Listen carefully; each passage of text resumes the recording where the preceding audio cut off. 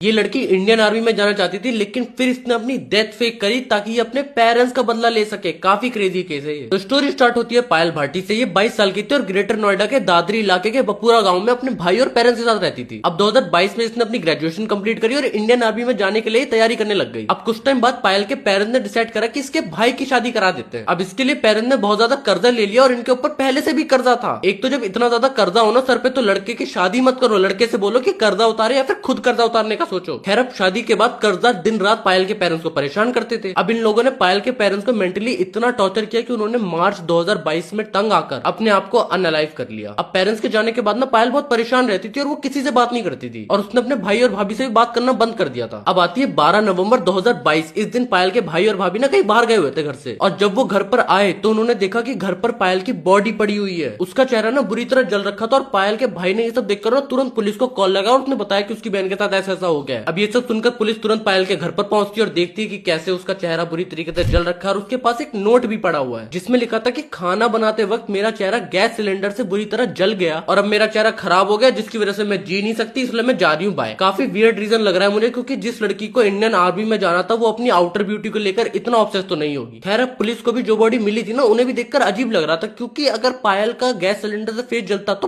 पूरा नहीं जलता, और दूसरी बात उसकी बॉडी में चाकू मारने के भी निशान थे। और पायल का भाई खुद ये बात बोल रहा था कि पायल अपने साथ ये सब कर ही नहीं सकती। अब पुलिस को ये सब सुनकर शक हो ही रहा था, तो उन्होंने इन्वेस्टिगेशन चालू रखी। अब दोबारा से स्टोरी स्टार्ट होती है हेमा चौधरी से, जो 28 साल की थी और उसका एक बच्चा भी था। हेमा चौधरी अपने पेरेंट्स और बच्चे आदित्य के साथ ना सूरजपुर इलाके में रहती थी। अब हेमा की फैमिली ने हेमा की शादी 2012 में मथुरा में एक रहने वाले लड़के से करा दी थी। अब हेमा का पति शादी के बाद ना उसे बहुत मारता था और जब वो प्रेग्नेंट हो गई ना तब भी उसने मारपीट करी, जिसके बाद से हेमा अपने पेरेंट्स के घर पर आ गई, तब से वहीं रहने लगी और एक मॉल में कपड़ों के शोरूम में काम करती थी, जिससे जैसे तैसे उसका घर चलता था। अब फिर से आती है 12 नवंबर 2022 का दिन। हेमा सुबह निकली काम पर जाने के लिए। उसने पूरा दिन मॉल में काम भी करा, लेकिन जब वो वापस आ रही थी ना तो उसे कोई ऑटो नहीं मिला। अब हेमा अपने घर में कॉल करती है अपनी बहन को और बोलती है कि मुझे ना घर में आने में लेट हो जाएगा क्योंकि मुझे ऑटो नहीं मिल रहा। अब ना बहुत ज्यादा ही रात हो जाती है और हेमा घर पर नहीं आती और उसका फोन भी लगना बंद हो जाता है। तो अब नेक्स्ट मॉर्निंग 13 नवंबर 2022 को उसके पेरेंट्स सादाबाद पुलिस स्टेशन में उसकी मिसिंग कंप्लेंट लिखवा देते हैं। अब हेमा की फोटो ना आसपास के सभी पुलिस स्टेशन में भेज दी गई और जब वो दादरी पुलिस स्टेशन में आई ना तो पुलिस वाले उसकी फोटो देखकर शॉक्ड रह गए, क्योंकि उसकी फोटो पुलिस वालों को ना पायल की जो बॉडी मिली थी उससे बहुत मैच कर रही थी। अब पुलिस ने हेमा का फोन नंबर लेकर ना उसकी कॉल रिकॉर्ड डिटेल्स ही निकाली। अब इससे पता चलता है कि हेमा ने लास्ट कॉल ना अजय पाल नाम के एक लड़के को किया था। अब जब हेमा की लोकेशन ट्रेस करी गई ना 12 नवंबर की, तो वो पायल के घर के पास दिखा रही थी, और जब अजय पाल का नंबर भी ट्रेस पर डाला गया तो वो भी 12 नवंबर को पायल के घर के पास ही दिखा रहा था। अब इससे एक बात तो कंफर्म हो गई थी कि अजय पाल का कोई तो कनेक्शन है हेमा और पायल से। अब अजय ने अपना पुराना फोन बंद तो कर दिया था, लेकिन पुलिस वालों ने उसकी IMEI नंबर से उसको ट्रेस कर लिया और अजय पाल की लोकेशन बुलंदशहर के बीसा कॉलोनी में दिखा रही थी। अब पुलिस वालों ने बिल्कुल देर नहीं करी और वो सीधा गए अजय पाल के घर पर और नॉक करा तो भाई गेट अजय पाल नहीं खोला। अब पुलिस वाले सीधा घुसे घर में, उन्होंने तलाशी लेना चालू करा तो उन्हें एक लड़की मिली जिसे देखकर उनके होश उड़ गए, क्योंकि वो पायल भाटी थी। सारी गलती पायल भाटी की है। अब 12 नवंबर से 28 नवंबर हो चुकी थी जब पुलिस ने अजय पाल और पायल भाटी को अरेस्ट करा उनके घर से। अब इंटेरोगेशन रूम में इन दोनों से अलग अलग सवाल जवाब किए गए और अजय पाल ने डरते हुए बताया कि वो पायल भाटी से बहुत ज्यादा प्यार करता है। और जब अजय ने पायल से पूछा कि वो उससे शादी करेगी तो पायल ने बोला कि वो उससे शादी तब करेगी जब वो उसका साथ देगा उसके माँ बाप के कर्जदारों को मारने में, और ये सब करने के लिए पायल को पहले दुनिया के सामने मरना होगा। सुबह सुबह कौन सी साउथ मूवी देख के आ जाते हैं ये लोग। खैर, पायल ने अजय से कहा कि उसे एक ऐसी लड़की चाहिए जो उससे काफी मिलती जुलती हो हाइट वगैरह में, और अजय पाल अपने प्यार के लिए एक लड़की ढूंढने निकल पड़ा। अब पहले तो उसने काफी कॉल्स गर्ल्स को ट्राई करा, लेकिन उनमें से कोई भी ना आने के लिए रेडी नहीं था। लेकिन फिर उसकी नजर मॉल में काम करने वाली हेमा चौधरी पर पड़ती है, जो दिखने में और हाइट में पायल भाटी जैसी ही थी। अब अजय पाल ने धीरे धीरे हेमा चौधरी से दोस्ती करना चालू करा। अब एक दिन अजय पाल ने हेमा चौधरी से बोला कि वो ना उसे शॉपिंग कराना चाहता है और वो उसके दोस्त पायल भाटी के घर पे आ जाए, वहां से चलेंगे लो शॉपिंग करने। अब जब हेमा चौधरी को उस टाइम ऑटो नहीं मिल रहा था ना तो वो पायल भाटी के घर पे गई थी, उसके बाद ये सोच के कि 1 घंटे में शॉपिंग करके आ जाएंगे। लेकिन हेमा जैसे ही पायल के घर पे पहुंची ना, पायल ने चाकू से हेमा पर अटैक कर दिया और फिर अजय और पायल ने हेमा का गला,